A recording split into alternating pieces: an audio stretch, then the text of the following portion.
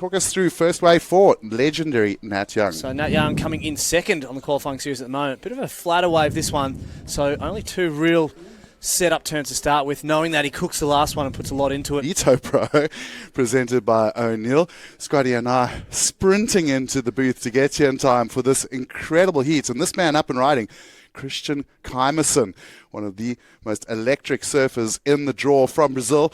Of course, last year, Scotty, he was blowing our minds in the Monster Energy cash-ups, doing some of the most critical rotational airs we've ever seen. So, all the points will be garnished on that last turn. And then, of course, behind him, the man we were talking of, K.Kymerson, swings the axe on that one here. Almost punches the nose underneath. Little 2-turn combo with the Rio to finish. I'm pretty sure we're going to see him back there at some point. He is touted as one of the best young Australians out there. But first we'll go to this wave from the other man in the heat, O.Massin. And, of course, this exciting young surfer out of Tahiti. He's a real power unit. He's a big boy. We've seen some of the big boys doing really well out in these conditions, guys like Wiggly and Wesley Dantas. 40 minutes north of Durban? Yeah, about 30 minutes, 40 minutes up the coast, depending on the traffic. And here we go, K.Kymerson up in action. This guy will go for the little hook off the top. You see that black surfboard of his. He always sticks with the black spray. And I don't know, I always like him holding my breath when K.Kymerson takes off because I know what he's capable of. But he's also a really, really clever competitor. And just looking there like he's wanting to build some scores, you know, get a little bit of stability in the heat before he starts looking to unleash. Yeah, and that's that question always around him too. Expect him to go to the air. We know that that's his strong powerhouse. You need to be quick in transition and turn, so I always look for speed, for sure. Well, you're looking great. Also, fellow goofy footers, so I'm always cheering for the goofy footers. Well done, man. We're going to see you in some more. Yeah, no surprises there that Dutchie screaming for the goofy footers as we see the big, powerful, natural footer, O.Massin, up and riding. 2 good little calves in the bowl as he comes through for the finish and whips the tail off the top. He'll be much happier with that than the opening ride. We saw a quick ride for E.Ewing just going down on the floater.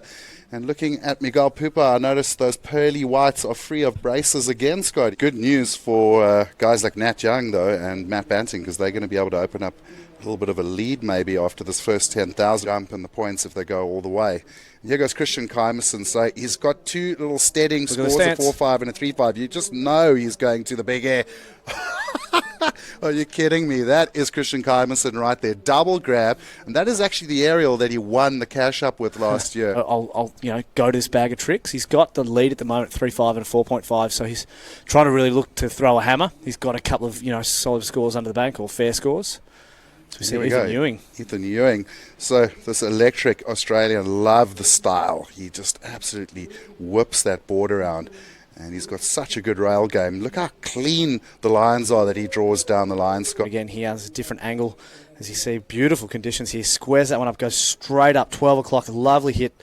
Almost looks like we're on the Gold Coast here. Again, bides his time, coming around that section. Another big reel off the top. A third one, mixes that up so he can tick that variety component of the judging criteria.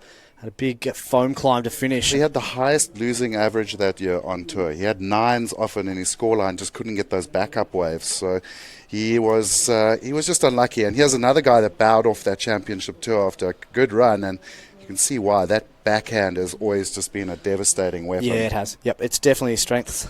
N.Young, the stars and stripes there. He's been surfing up and down the beach, travelling with Griff Colapinto, so obviously leveraging off each other's experience there. Taking Griff under his wing a bit. N.Young is working like crazy to try and get himself back on that championship tour, and that backhand 3-turn combo is certainly going to be the best for him. Young here on his second wave, so drives around that section. Lovely little kick at the end. Again, flowing straight at the next one. Lovely little re-entry, and tries to mix it up because he knows he's got to be a bit different, and just punctuates that lip line. So look to see that position, standings, be seesawing a fair bit.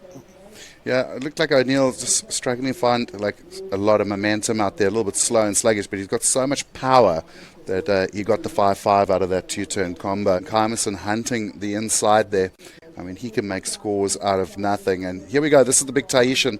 Now he looks like he's got a good rhythm on this one. Goes straight into that big, strong forehand carve and throws it up the top. And not scared to go for that big lip line maneuver, Scotty.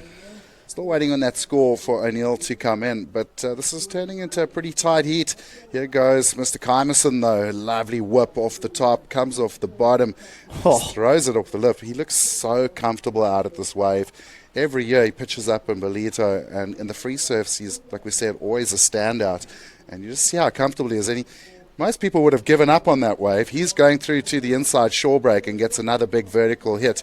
You can see that rock almost dry in front of him, so he's pretty committed to getting the score. Well, Christian K.Kymerson, that move to go all the way through to the inside, paying dividends as he gets a 5.77.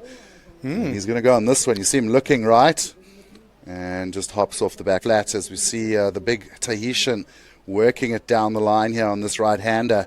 And there's not been much flash from O'Neill, but he's getting the job done out there. Really solid power surfing, getting that tail up into the lip and just building his scores. He started with the 5.5, then he got the 5.73, and he may just go a little bit higher on that score now. Talk us through this replay to see where he went better on this one. Well, he really did a little hand drag in the white water to sort of fade that start to come around. And again, not racing down the line, O.Massin. So the judges liking that he spent most of his time in the critical, more vertical part of the wall and punctuating that finish there. So 3 turns there. N.Young, he's got the 6. What's he going to do here? We said that he might very easily throw something similar. Look at the squared up end section. Again, very seldom falls N.Young, always solid underfoot. So I'm just contrasting and comparing that in my mind to O.Massin's one. I feel that was a little bit better for our second place qualifying series ranked surfer, N.Young. Still sitting with that 8.67.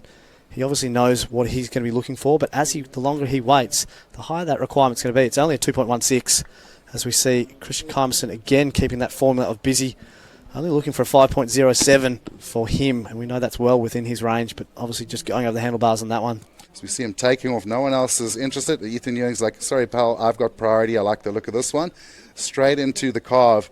Now, he's going to want this wave to stand up and hit that inside bank. He's had 2 pretty nice carves on the outside. Nothing too special. That's a nice big hack off the top.